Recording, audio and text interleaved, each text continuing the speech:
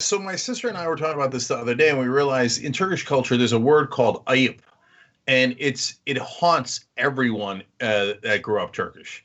Right. And I'm not even exaggerating. I called my friend Bora to talk about it. He's like, "Oh yeah, haunted by it," and it really and I had never translated it to English, and my sister said, "Yeah, most accurately, it's shame."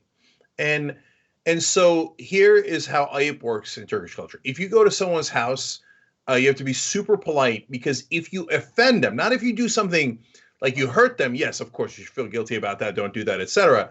But if you have somehow breached their etiquette, you should feel shame about that. You're a really bad person. But if they come over to your house, wait a minute. When you enter their house, you're a guest. So etiquette says, you should feel shame about everything if you in any way offend them. But if they come to your house, my God, you're the host. If you offend them in any way, you should feel deep shame. Right. So we're like, wait a minute. When do we win? When do we make them feel shame? Why would anybody in Turkey ever go to anybody else's house? I know, right? Right. No, but that's how they terrorize. We're having the Hendersons over for dinner. Oh, no. Yep. We're all going to be plagued with it. No, I'm not even playing, though, because for Turkish kids, at least of my generation and my culture, it was so deeply imprinted that it was like, hey, we're going to Bobby's house. Like, you sure? Like, right. Or Ahmed's coming over. Allah, because, and then Bora reminded me of this insane Turkish saying that like, they say, and Ben, you're going to love this. It goes like this. If you laugh a lot, you'll cry a lot. Good one. Okay. So what that means is if you go over to somebody's house, for example, and you're joking around too much, that's ayıp. Okay. And you're laughing in people's house and it's unbecoming. It's ayıp. Okay. That means when we get home, I'm going to put a good beating on you. So you laugh a lot, you'll cry a lot.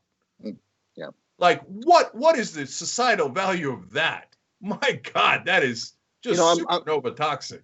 I'm thinking of so many movies, and you'll tell me, and I'm probably going to offend here, but I don't mean to, because I certainly know it's true for so many American families or original, I'm not non-immigrant families, non-immediate immigrant families. Ben, what do you mean by original? Okay, I totally catch myself on so many things. So you're an immigrant. Your family, your parents immigrated, right? And so this movie that I enjoyed a lot because it's about an Indian kid in London or in England, his discovery of Bruce Springsteen, and then he made it into a movie, Blinded by the Light. It's just a fun movie. It's a good movie to watch as kids. Helps if you love Bruce. And the father in that movie, because they had been born in India and they brought their family over for a better life in England. But everything in that movie was about the kids doing anything that the parents didn't want them to do. And it seems, based on the mass media inundation that I've got from this, that is very particular to immigrants. That's who I'm referencing, that behaving in a certain way brought shame to the family. Like, you're not following, you're not marrying the right person, you're not wearing the right clothes, you're not being dutiful to the family, when the kids, of course, like every kid on the planet, they want to fit in where they are, and no matter where they are, whether they fit in or not, at some point they want to express their own identity, become their own people. That is universal to humanity. But there's always talking about shame. You've shamed me. How dare you? Can't shame your father. Don't shame your father. Don't shame your mother. Don't shame the family.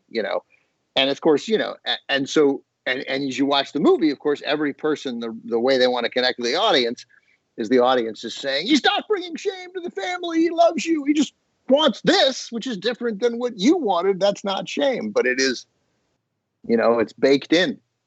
Yeah. And it's so amazing. So look, we have hardware in our brains, right? That's what we're born with. Our skills, our lack of skills in different areas. I've talked about this a lot. I have more fun stories about it. Spatial reasoning. I'm just a disaster. It stresses me out so much. Even taking out the garbage to fit it into the recycling bin, I noticed recently, oh my God, I'm stressed about it because I'm so bad at fitting things into a place, right? And so So that's my hardware. But then you get software written into your brain. Eat with a fork and knife, be good to others. But then for a lot of immigrant cultures, shame is part of the software. And so that's actually a great part of American culture. This American culture also has a lot of downsides. But one of the upsides is it's not heavy on shame. So I'm glad you brought that up, Ben. It's actually more of an immigrant thing. It's not, of course, there is in American society too, but in immigrant societies, it's because there's a reason why. Because it's based on anachronistic old etiquette. And it made sense 2,000 years ago or 200 years ago, or maybe even just 20 years ago. But it doesn't make any sense anymore. Like in some religions and some cultures, if you shave your beard, oh, that is shame. Why? Why? Because back in the day, there was a real reason for it. If you eat pork, oh, shame. Because back in the day, if you ate pork and there was trichinosis and you were going to die, right? There's a reason why they invented that rule and made you feel bad about it so you wouldn't do it and die. But you don't die anymore from pork. But still like shame, right? And so that software gets put into our head, and it's damn near impossible to shake it. And people don't even know that software got written into their heads. And so in that movie, Ben, what's amazing is since the software is so strong and our perspectives are so baked in, Americans look at that movie and think like, oh, come on, man, the kid's a great kid, man, don't worry about this shame, etc. But a lot of Indians in the old country and other cultures too will look at it and go, oh yeah, he is bringing shame to the to the family. What do people like about this movie? This movie's terrible. I'm not going to America, man. It'll ruin our family. All right, thanks for watching this free clip of Old School. Don't forget to become a TYT member today for the rest of the show and for more exclusive content throughout the network. Join now at tyt.com/join.